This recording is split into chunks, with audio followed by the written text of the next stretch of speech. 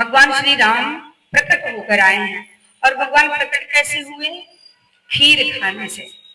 जब तीनों माताओं को खीर दिया गया तो भगवान प्रकट हुए। कहते हैं खीर में क्या क्या मिली होती है? खीर में 3 चीजें मिली रहती हैं, दूध, चावल और चीनी। और तीनों का रंग कैसा होता है? सफेद। तीनों का रंग सफेद होता है। और कहते हैं कि तीनों सफेद होते हैं। तो दूध किसका प्रतीक है? दूध ज्ञान का प्रतीक है। और चावल, चावल कर्म का प्रतीक है। और चीनी भक्ति का प्रतीक है। और ये तीनों, यदि आपके पास ज्ञान चाहे जितना हो, आपके भीतर कर्म कितने हो, और आपके भीतर यदि भक्ति नहीं है तो आपके भीतर कभी जिंदगी में मिठास आने वाली नहीं है। ये तीनों का होना, कर्म भले ही कम हो, आपके अंदर ज्ञान भले ही कम हो, लेकिन भक्ति अधिक होनी चाहिए। और इन तीनों को यदि मिला दिया जाता है तो एक घोल बन जाता है। और जब अग्नि पर तपाते हैं तो खीर बन जाता है। और जब ऐसा खीर कोई अपने गर्भ स्थल में रखता है तो भगवान प्रकट हो जाते हैं। भगवान प्रकट हुए हैं। कल हम सबने उत्सव मनाया भगवान जन्म के। इस कलयुग में जब एक ही क्षण के लिए मान लीजिए, जब कलयुग में भगवान का जन्मोत्सव मनाते हैं तो ऐसे लगता है कि मानो त्रेता युग आ गया है, भगवान का प्राकट्य हो रहा है। मन में इतना आनंद आता है। भगवान का प्रकट हुआ, जन्मोत्सव मना रहे हैं। महाराज दास दासियां महाराज के पास दौड़ी भागी गई हैं। और भगवान किसके लिए आते हैं? विप्रधेनु सुर संत हित लीन मनोज अवतार निज इच्छा निर्मित तनु माया गुण गोपाल। भगवान संतों, ब्राह्मणों, गौ, माँ धरती के लिए अवतार लेकर आते हैं। और जैसे ही भगवान का अवतार हुआ, महाराज दशरथ जी बड़े आनंदित हुए, प्रसन्न हो गए। जैसे ही सुना, सुनी शिशुरुदन परम प्रिय वाणी संभ्रम चली आई सब रानी। सुन शिशुरुदन परम प्रिय वाणी संभ्रम चली आई सब रानी। राम सिया राम सिया राम सिया राम सिया राम सिया राम सिया राम सिया राम सिया राम सिया राम राम सिया राम सिया राम सिया राम। जैसे बच्चे के रोने की आवाज आई, सब दास दासियां आनंदित होकर महाराज दशरथ जी के पास गए, बधाइयां देने लगे।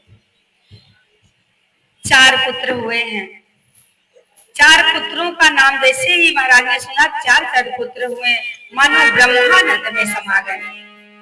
महाराज दशरथ जी, दशरथ पुत्र जन्म सुनि काना मानहु ब्रह्मानंद समाना।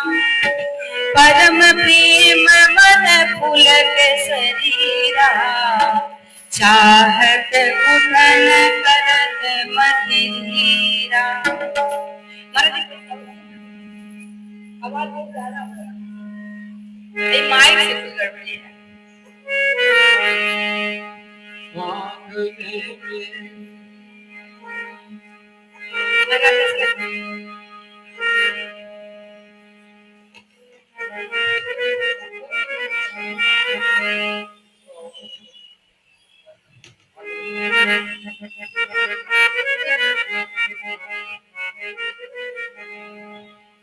महाराज दशरथ जी जैसे ही सुने कि पुत्र का प्राकट्य हुआ है, मानो ब्रह्मानंद में समा गए, शरीर पुलकित हो रहा है, प्रेम में मग्न हो गए। महाराज सोचने लगे कि मेरे घर तो मेरे प्रभु अवतार लेकर आए हैं।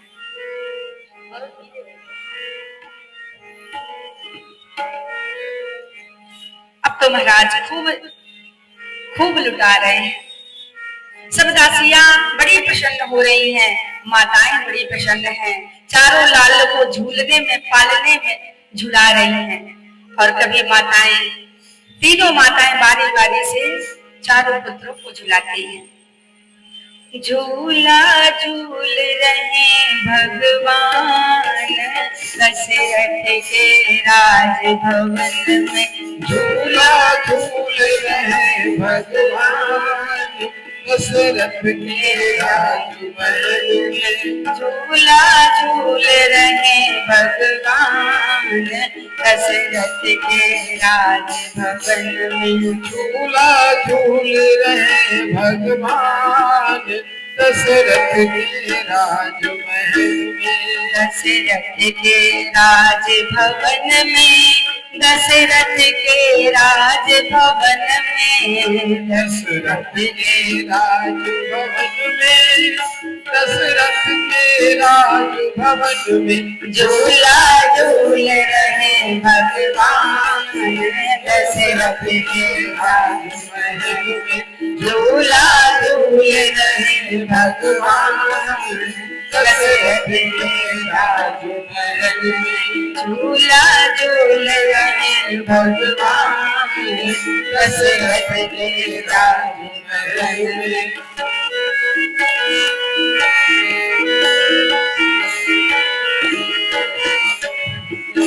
सब मैया झूला झुलावे, सब मैया झूला झुलावे, सब मैया झूला झुलावे, सब हिल मिल के दुलरावे। सब मैया झूला झुलावे, सब हिल मिल के दुलरावे। झूला झूल रहे भगवान दशरथ के राजमहल में। झूला झूल रहे भगवान दशरथ के राजमहल में। दशरथ के राजभवन में, कैकेयी के राजभवन में। दशरथ के राजभवन में, कैकेयी के राजभवन में। झूला झूल रहे भगवान दशरथ के राजमहल में। झूला झूल रहे भगवान दशरथ के राजमहल में। झूला झूल रहे भगवान दशरथ के राजमहल में। झूला झूल रहे भगवान दशरथ के राजमहल में। बधैया बाजे आंगने में। बधैया बाजे आंगने में। बधैया बाजे आंगने में।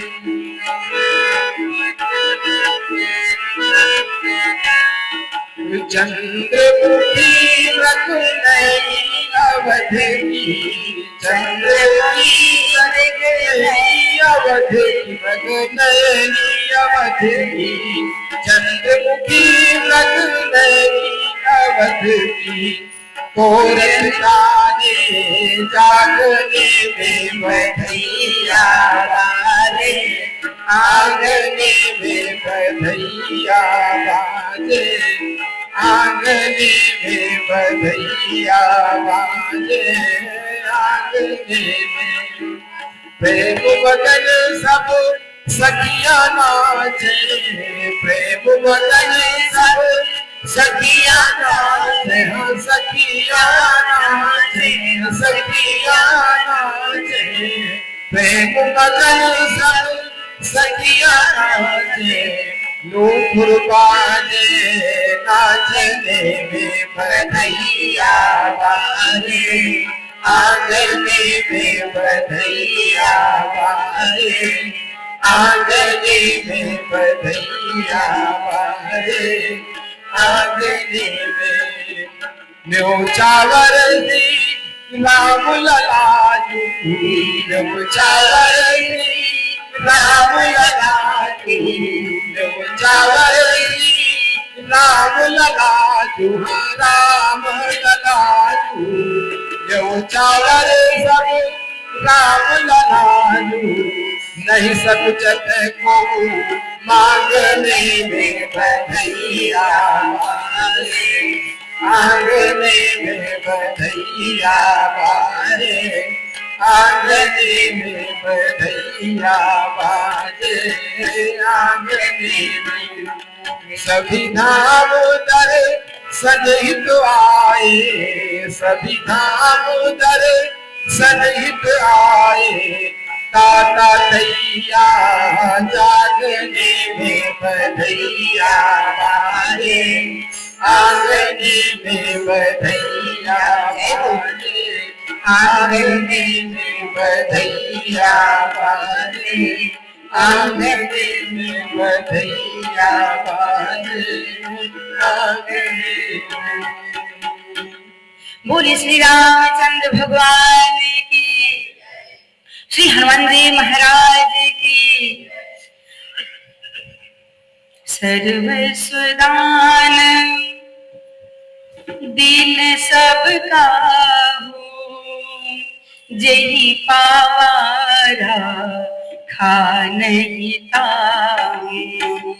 सर्वस्वदान दिन सबका हो जही पावारा खा नहीं ताऊं। महाराज दशरथ जी ने सर्वस्व दान कर दिया। अब कहेंगे सर्वस्व क्या किया? सर्वस्व तो केवल भगवान ही हो सकते हैं। एक बार क्या हुआ, जटायु नाम के एक पक्षी थे। महाराज दशरथ जी देवताओं से युद्ध करने के लिए जब गए थे तो उस समय एक असुर ने एक बाण मारा जिससे महाराज मूर्छित होकर नीचे गिरने लगे। उस जटायु ने देखा कि महाराज तो जमीन पर गिर रहे हैं तो अपने पंख फैलाए और महाराज को जमीन पर उतारा। और जैसे मूर्छा टूटी, महाराज ने पूछ लिया कि तुम कौन हो? जटायु ने कहा मेरा नाम जटायु है। महाराज ने कहा तुमने मेरे प्राणों की रक्षा की है तो मांग लो, कोई वरदान मांग लो, क्या चाहिए? जटायु ने कहा महाराज मुझे अभी कुछ नहीं चाहिए, जब समय आएगा तो मांग लेंगे। आज जैसे भगवान का जन्मोत्सव मनाया जा रहा है ऐसे ही जटायु जी आ गए। महाराज ने कहा मांग लीजिए, आपको क्या चाहिए? आज जो चाहिए वो मांग लीजिए, मैं सब कुछ देने के लिए तैयार हूं। महाराज इतने खुश हैं। अब जटायु ने क्या मांगा? भगवान राम को ही मांग लिया। और जैसे ही राम को मांगा, महाराज दशरथ जी बड़े सोच में पड़ गए कि मैंने वचन भी दे दिया है कि आप जो मांगोगे मैं दूंगा। तो दशरथ जी ने उठाकर राम जी को दे दिया। अब जटायु लेकर जाने लगे। रास्ते में नारद जी मिल गए कि महाराज आप तो एक तो पक्षी हो, इस छोटे से बालक की रक्षा कैसे करोगे, कैसे पालोगे? अभी ये छोटे हैं, अभी यही रहने दो, जब ये बड़े हो जाएंगे तो तुम ले जाना, तब ले लेना। जटायु ने कहा सही बात है, अभी तो बच्चा है, हम कैसे पालेंगे? फिर वही जटायु भगवान राम को दशरथ जी को सौंप देते हैं। और आगे का प्रसंग आता है कि जब सीता माँ का हरण हुआ तो जटायु ने रक्षा की, अपने प्राणों का भी त्याग कर दिया। उस समय भगवान श्री राम जी ने उनका अंतिम संस्कार किया था, क्योंकि वो पिता के स्वरूप थे। भगवान जानते थे इन्होंने हमें मांग लिया था, इसका मतलब यही हमारे पिता हैं। और अंतिम क्रिया भगवान राम ने ही किया। जटायु का पिंडदान भी भगवान राम ने ही किया था। अब सोचिए कि एक पक्षी का पिंडदान भगवान स्वयं करते हैं, वो पक्षी कितना भाग्यशाली रहा होगा। और इस पितर पक्ष में बहुत लोग प्रश्न करते हैं कि क्या हम अपने माता पिता के अलावा और किसी का पिंडदान कर सकते हैं?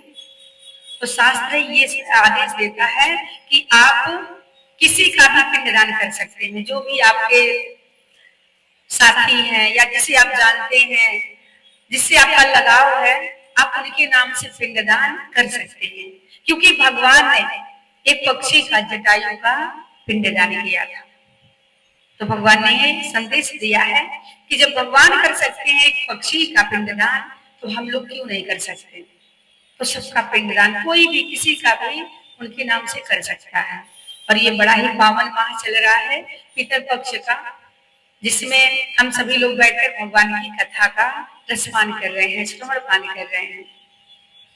आज बड़ी सुंदर सी कथा महाराज ने की, भागवत की कथा हुई, बड़ा आनंद आया। और अब हम लोग श्री राम कथा सुनने बैठे हैं। भगवान राम का जन्मोत्सव हुआ, महाराज दशरथ जी ने सब कुछ लुटाया, तो जो कुछ लुटा दिया था, जिसको लुटाया वो रख ना सका और फिर वापस कर दिया।